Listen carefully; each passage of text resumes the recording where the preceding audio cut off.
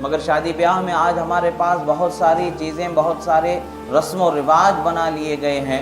لوگ ڈوری کے معاملات میں لے کر کے، جو لین دین کے معاملات میں لے کر کے، دہیج کے معاملات میں لے کر کے اس قدر جاہلانہ رسم و رواج میں گھرتے چلے گئے ہیں کہ لوگ ہندوانہ رسم و رواج کو لے کر کے جو ڈوری وغیرہ کے متعلق سے جو پیسے لیے جاتے ہیں، جیسے دلہن والوں سے جو پیسے لیتے ہیں، وہ 10 لاکھ 20 لاکھ لاکھوں کے روپے میں قیمتیں لی جا رہی ہیں، اور یہ چیزیں سراسر ان کے لیے ناجائز و حرام ہوتی ہیں۔ یاد رکھیں کہ اللہ تبارک و تعالیٰ کے شریعت مطہرہ میں، قانون میں جو چیزیں فرض ہیں ان کو فراموش کر دیا جا رہا ہے، اور لوگ جو چیزیں ناجائز و حرام ہیں ان چیزوں کی طرف رغبت رکھ رہے ہیں، جو فرض ہیں، جو ضروری ہیں، ان چیزوں سے غفلت کرتے نظر آ رہے ہیں۔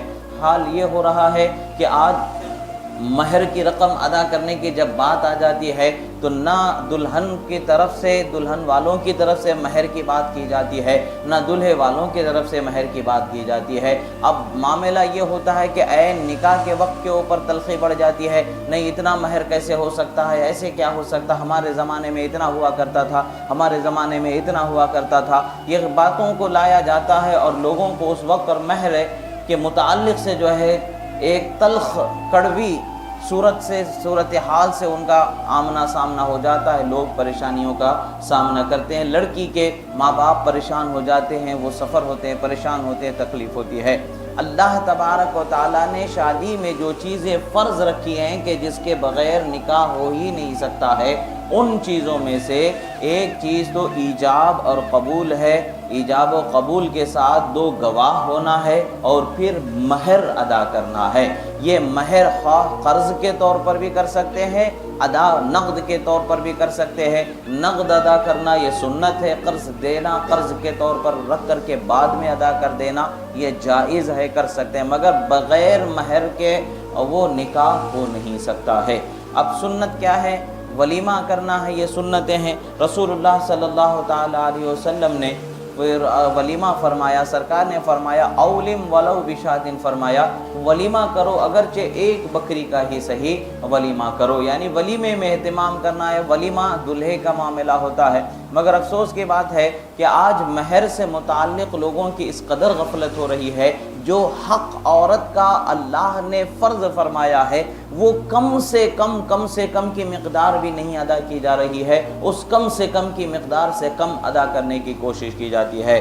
جیسا کہ اللہ کے رسول صلی اللہ تعالیٰ علیہ وسلم کی حدیث مبارکہ کی روشنی میں ہم احناف کے نزدیک مہر کی کم سے کم ایک مقدار جو حضرت عمر فاروق اور حضرت عثمان غنی وغیرہ صحابہ اکرام کے زمانے میں جس چیز کے متعلق سے صراحتیں ہمیں ملتی ہیں وہ مقدار کیا ہے؟ سرکار نے فرمایا لا مہر اقل من 10 دراہم او کما قال رسول اللہ صلی اللہ علیہ وسلم، سرکار نے فرمایا مہر 10 درہم سے کم مہر ہوگا ہی نہیں، یعنی کم سے کم مہر 10 درہم ہونا چاہیے، کم سے کم مہر 10 درہم ہونا چاہیے۔ تو درہم 10 درہم کے اعتبار سے، درہم چاندی کے سکے ہوتے ہیں، آج کے گرام کے اعتبار سے اگر اسے دیکھا جائے تو وہ تقریباً 32 گرام 32 گرام تک کے اس کا وزن پہنچتا ہے۔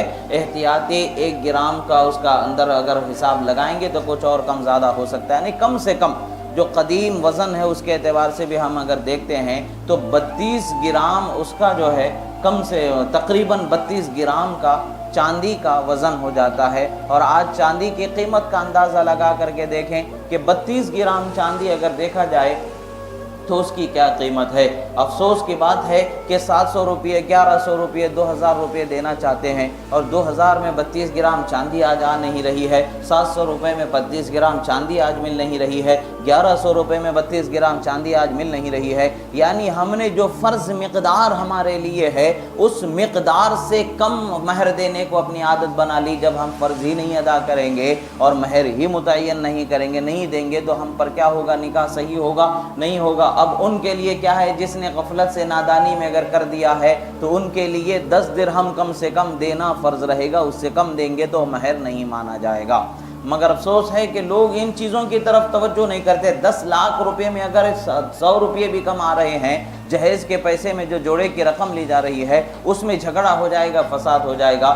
وہاں پر یہ سوال نہیں کرتے ہیں کہ ہمارے زمانے میں 700 روپے میں جو مہر دیا جاتا تھا اس وقت پر دہیج کی رقم کتنی لی گئی ہوگی؟ 10-20 ہزار سے زیادہ تو کچھ نہیں لیا گیا ہوگا، 1000 2000 5000 سے بڑھ کر کے تو کچھ نہیں لیا گیا ہوگا۔ مگر اس زمانے کا اعتبار کر کے جب آپ مہر کو بیان کر رہے ہیں تو اس زمانے کے اعتبار سے جوڑے کی رقم بھی آپ کم کر سکتے ہیں، مگر آپ آج کے زمانے کے اعتبار سے 10-10 لاکھ، 15-15 لاکھ، 20-20 لاکھ، 25 لاکھ، 10-10 تولے، 15 تولے، 20 تولے، 40 تولے، 50 تولے، آسمان کو چھوتے ہوئے یہ مزاج جو بنا لیا گیا ہے عورتوں کی طرف سے دلہے کو دینا، یہ ہندوانہ رسم و رواج ہے۔ اسلام نے اس رسم و رواج کو ختم کیا اور مرد پر فرض کیا کہ وہ عورت کو اس کا مہر ادا کرے، کم سے کم مہر ہونا چاہیے۔ مگر اگر سرکار دو عالم صلی اللہ تعالیٰ علیہ وسلم کے مہر کو دیکھا جائے تو سرکار مدینہ صلی اللہ تعالیٰ علیہ وسلم کا مہر 1.5 کلو چاندی سے بھی زیادہ مہر آپ نے ایک ایک زوجہ کو عطا فرمایا ہے، 1.5 کلو چاندی سے زیادہ مہر عطا فرمایا ہے۔